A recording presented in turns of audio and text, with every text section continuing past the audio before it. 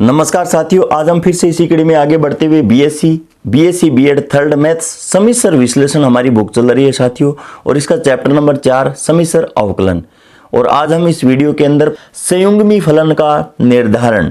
तो यहाँ पर अगर मान लीजिए स्टूडेंट्स, हमारे पास केवल और केवल u फंक्शन है वो दिया हुआ है, लेकिन हमें इसका संयुग्मी फलन का निर्धारण करके फिर विश्लेषिक फलन अगर निकालना हो तो फिर हम किस प्रकार से निकालेंगे। तो माना कि एफ जेड बराबर यू प्लस आयोटा वी एक विश्लेषिक फलन है, और यहाँ यू एक्स कोमा वाई तथा वी एक्स कोमा वाई संयुग्मी प्रसवादी फलन है, और इनमें से किसी एक के मान लीजिए मेरे पास केवल एक मान यू एक्स कोमा वाई दिया हुआ है, जबकि वी एक्स कोमा वाई हमें नहीं दिया हुआ है, और वी एक्स कोमा वाई का हमें निर्धारण करना है।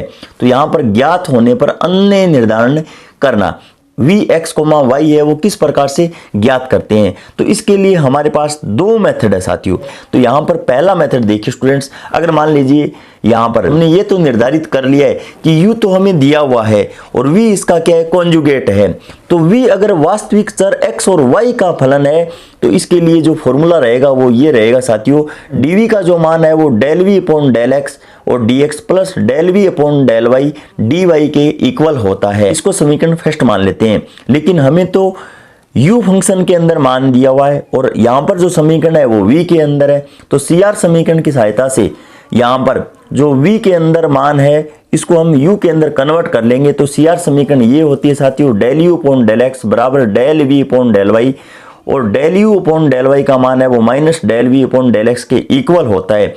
अगर आपने CR समीकरण और विश्लेषिक फलन का अध्ययन नहीं किया है तो इससे पहले वाले वीडियो जरूर देखिए साथियों, ताकि ये जो कॉन्सेप्ट है वो आपको आसानी से समझ में आ सके।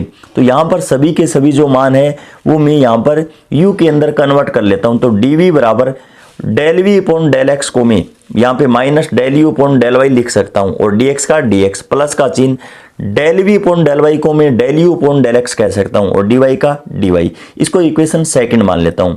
उसके बाद में ये जो मेरे पास रूप प्राप्त होता है वो m dx plus n dy यथार्थ अवकल समीकरण वाला रूप प्राप्त हो जाता है। और यहाँ पर जो रूप प्राप्त होता है और इसका मैं समाकलन करके v का मान है वो निर्धारित कर लूंगा, और इसको मैं एक एग्जाम्पल की सहायता से समझाने की कोशिश करता हूं। मान लीजिए साथियों कि dv और बराबर 2x dx और 2 1 माइनस वाई dy ये मान मेरे पास कोई प्राप्त हो जाता है। उसके बाद में हमें दोनों तरफ समाकलन करना होता है। समाकलन के लिए भी यहाँ पर एक शॉर्ट ट्रिक अप्लाई होंगी साथियों। तो यहाँ पर हम देखिए y को तो अचर मान लेंगे, जो dx के साथ है वहां पर तो y है वो अचर की तरह काम करेगा, और यहां पर dy के अंदर जो पद लिखा है वहां पर केवल और केवल हमें x रहित पद है उसका ही समाकलन करना है साथियों।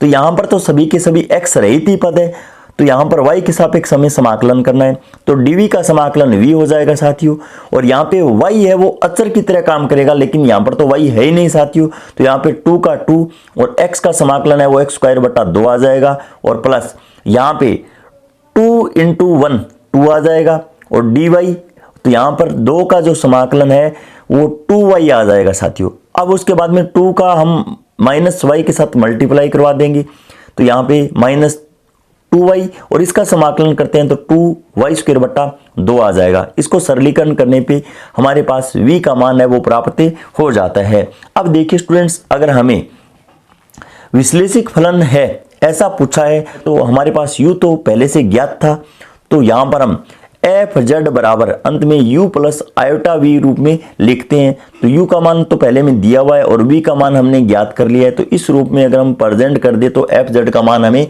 मिल जाएगा। और एफ जेड हम डायरेक्ट भी प्राप्त कर सकते हैं, वो हम मिलने थॉमसन विधि की सहायता से प्राप्त करेंगे। तो यहाँ पर आप देख सकते हो कि विश्लेषिक फलन की रचना जबकि एक संयुग्मी फलन ज्ञात हो, तो हमने यहाँ पर विधि नंबर फर्स्ट का अध्ययन कर लिया है।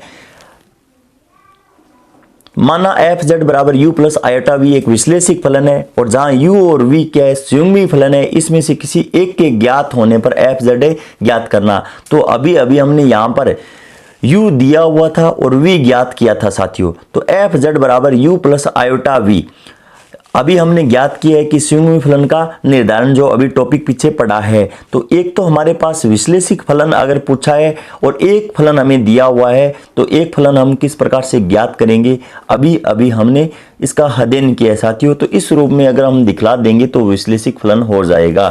अब डायरेक्ट हम एफ जेड है वो किस प्रकार से निकाल सकते हैं, इसके लिए हम मिलने थॉमसन विधि का उपयोग करते हैं। और इसके लिए केस फर्स्ट मान लीजिए students, u x comma y ज्ञात होने पर एफ जेड का सीधा निर्धारण हम किस प्रकार से करेंगे।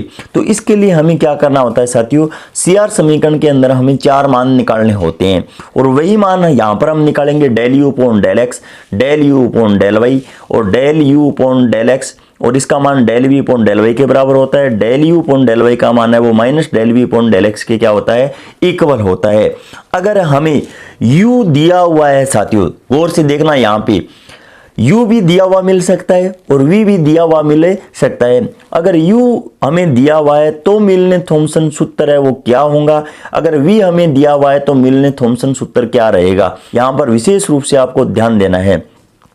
अब अगर हमें u दिया हुआ है साथियों, तो इसको तो हम फाई 1 मानेंगे और इसको हम फाई 2 मानेंगे, और जब हम मिलने सूत्र का उपयोग करेंगे तो यहाँ पर फाई 1 के अंदर हम x की जगह तो z पुट करेंगे और y की जगह 0 पुट हमें करना है, और यही सेम काम है वो फाई 2 के अंदर करना है, x की जगह z और y की जगह 0 पुट करना है। अब यहाँ पर ये फॉर्मूला है साथियों, f डैश z बराबर फाई 1 z कोमा 0 माइनस चिन्ह आएगा साथियों, यहाँ पे आयोटा फाई 2 और z कोमा 0, दोनों तरफ हम क्या कर देंगे, समाकलन कर देंगे। समाकलन करेंगे तो f डैश z, इसका समाकलन f z आ जाएगा, और यहाँ पर समाकलन कर देंगे dz और प्लस एक समाकलन है स्थिरांक लिख देंगे। उसके बाद में केस सेकंड देखिए students, v x comma y ज्ञात होने पर हम किस प्रकार से एफ जेड का निर्धारण करेंगे। तो del v upon del y ज्ञात कर लेंगे यहाँ पे, और del v upon del x ज्ञात कर लेंगे।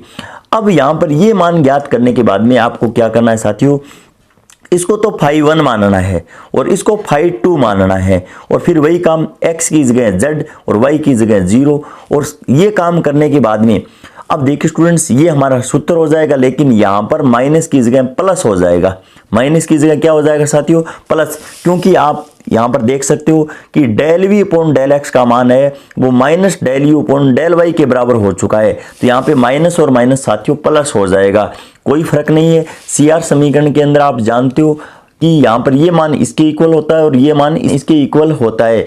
जो फंक्शन हमें जिस रूप में दिया हुआ है, u के अंदर दिया हुआ है, और तो हम इसको v के अंदर कन्वर्ट कर सकते हैं, और v के अंदर दिया हुआ है तो इसको हम u के अंदर कन्वर्ट कर सकते हैं। लेकिन यहाँ पर देखिए स्टूडेंट्स, मैंने कुछ ही परिवर्तन नहीं किया है, यहाँ पर फाई 1 की जगह साइन 1 लिखा है, लेकिन यहाँ पर तो x के सापेक्ष अवकलन है और यहाँ पर y के सापेक्ष अवकलन होता है।